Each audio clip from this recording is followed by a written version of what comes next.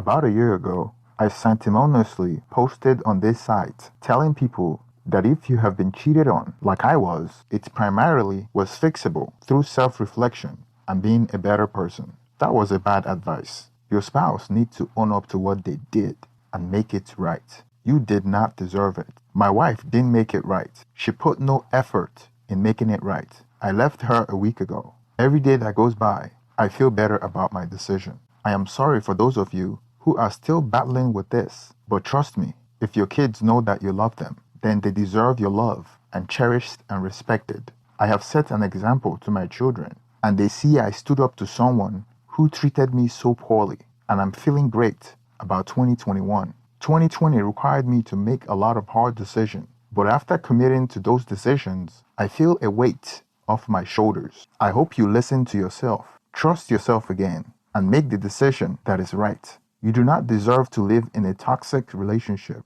not another day. I married my wife in 2004 after a very fast courtship. I was heading off to seminary and she wanted to join me. Even when I said we could wait another year, she said no need. I felt blessed. This actually was a red flag I had not seen. A narcissist would come in fast and hot to hook you in before you figure them out. The years went on and we struggled through the marriage. She seemed to fly off the handle on little things for no reason. I walked on eggshells to make the marriage peaceful. Red flag. Narcissists begin to devalue you to ensure they are the ones in power. We had 3 children together. I loved them dearly and spent 90% of the quality time with them. I also worked and then couldn't keep up with the spending, so I worked 3 to 2 consulting jobs. Why my wife rarely works. And when she did, it was a $15 an hour pipe job. Red flag. After they begin to devalue you, narcissists begin to leech off on you all the time. I thought this was what marriage was. I just wanted to make her happy. I told her I was feeling worn out and felt like no one cared about me and I was just being used up. She said, "You need to be more like Christ. Sacrifice and stop thinking about yourself." Red flag. Narcissists who are spiritual would twist your fate to devalue you and justify their own behavior. In 2018 to 2019, we only had XX once. After I pleaded, I wondered what was wrong with her. At a party with my family, as my children stood next to us, I noticed my wife was smiling as she was texting somebody. I was kind of curious and took a glance at her phone, and I saw something about cuddling. Later that night, I asked her about it. I did not know at the time, but she lied to me, stating it was just some lonely only boyfriend she can't get rid of. I suspected that she was lying about it, so while she was sleeping, I unlocked her phone since I knew her password. Come to find out, the text messages had been deleted. The next day, I did some research on how to recover deleted messages. I was able to buy a third-party software. While she was asleep, I downloaded it and recovered some of the text messages. I discovered that they have been keeping in touch and meeting up on several occasions. I saw evidence that she sent him my address and they met up at my house on several occasions while I was at work or on business trips. I was heartbroken, especially since some of these meetings were done while my children were home. And during this period, she kept refusing intimacy with me. I took all the blame on my shoulders. I thought I failed her as a husband. About a year ago, I sanctimoniously posted on this site telling people that if you have been cheated on, like I was, it primarily was fixable through self-reflection and being a better person. I stated how people need to look at the mirror and fix their marriages. That was a really bad advice. Your spouse needs to own up to what they did and make it right. You do not deserve it. My wife didn't make it right. She put no effort in making it right. I left her a week ago. Every day that goes by, I feel better about my decision. I'm sorry for those of you who are still battling with this, but trust me, if your kid know that you love them, then they deserve your love and cherish and respect it. I have set an example for my children, and they see I stood up to someone who treated me poorly. I'm feeling great about 2021. 2020 requires me to make a lot of hard decisions, but after committing to those decisions, I feel a weight is off my shoulders. I hope you listen to yourself, trust yourself again, and make the decision that is right. You do not deserve to live in a toxic relationship. Not another day. I tried that for 2 months, only to find out my wife continued to text him, call him, even after I started marriage Bible devotions with her, and so much more. I was so confused. I didn't know who my wife was. A lawyer told me about narcissism, and then, once I learned about covert narcissism, I knew what I was dealing with. Gaslighting. My wife telling me I was confused when I asked legitimate question. Triangulation. My wife using another man to gain power over me. Flying monkeys. My wife telling her friends how she suffered in the marriage and how I am a bad husband. I couldn't sleep. I started losing work. I have self-deletion thoughts because I was so confused and tired and betrayed. Every day was like waking up in a bad dream. She told me at one point, I have been miserable for 15 years and I should have left you a long time ago. She said that this guy was a good guy.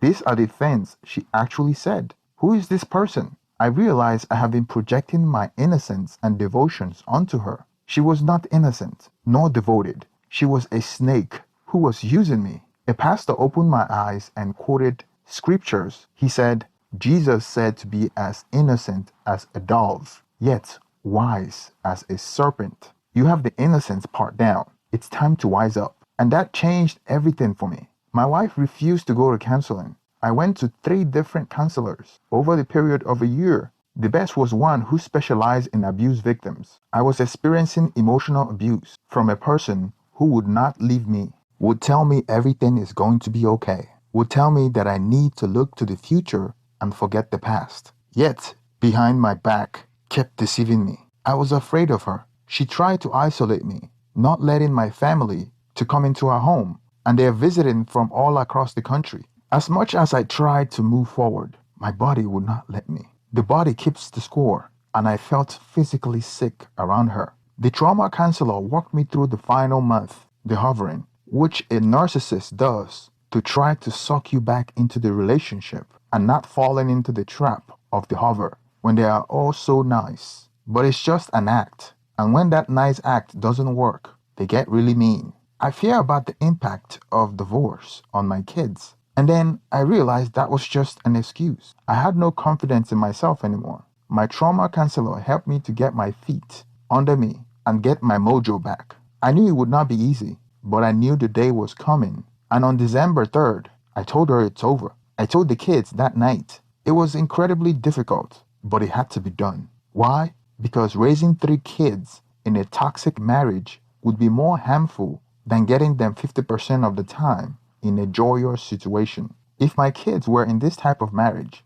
I would want them to get out of it. I need to set an example. I am healthy, happy, and alive. If I would have stayed in the marriage, I don't think I would have been around for 3 to 4 more years, because the body does keep scores, and a disease or mental breakdown would have come. Finally, we must stand up against those who are acting evil. This cannot stand. I was not going to feed her narcissism, her deceit, her power grab over me. I became an expert on codependency, me, and covert narcissism, her, and see what I need to work out so this never happens to me again. I hope this story helps someone. I never thought I would get divorced. I am ordained and believe in the sanctity of marriage. But when you are married to someone who uses that against you to keep you under their thumb, then that abusive situation cannot stand. No, it is not God pleasing to submit to abuse. So, I stand before God and know that He helped me to escape someone who was scamming me. I can't believe this actually happened, but it did, and I like to think I rose to the occasion. I'm doing great. My kids are too. 2001 is going to be a great year. By the way, someone asked me, did I tell the kids the truth? My kids are 15, 10, and 7. No, I did not tell them the truth. I just told them Mom and Dad ain't going to be married anymore, and that we would be better as co-parents than married. I just said, there are certain things I would explain when they get older. There are 2 reasons for this. The first reason, if I told them the truth, it would deeply trouble them. They likely won't fully understand much of it. But texting another man, sleeping with another man, is just too much for a child to handle. The number 2 reason, legally, that will come back to bite me. If I talk badly about my wife, if the judge ends up deciding custody, that will be used against me. We should not talk poorly of our spouse to our children. The way I see it is that over time, the truth comes out. Over time, her behavior versus my behavior will be crystal clear. Already, the kids prefer to stay with me. I don't want to leave me after I have them for the week. I encourage them to engage with their mom. I don't talk poorly about her. And I think this is one reason why they respect me during this difficult time. My wife is the one who limits contacts. They see that and it bothers them. So her actions are already coming back to bite her. I want them to have a good relationship with their mom. It's important. So I try my best to support that while also protecting them from her narcissistic behavior. That would take time and counseling. Regarding no contact, if we didn't have kids, I would not be contacting her or responding to her at all. But we have 3 children that we share. So I have gone Greystone, which is keeping things only to mundane topics. I have minimal answers and stick to facts, no feelings. As a matter of fact, information about logistics only, kids' clothing, schedules, and etc. No small talk. No asking her how she's doing. No responding to questions about how I'm doing. No inviting her over unless it required by the separation agreement. Still being debated. I have no desire or temptation to connect with her. We have been separated for 2 weeks. So far, so good. Thank you for making it to the end of this video. Please make sure you like and subscribe. And also, I want to know your thoughts about this story. Go down to the comment section and write your comments. Thank you and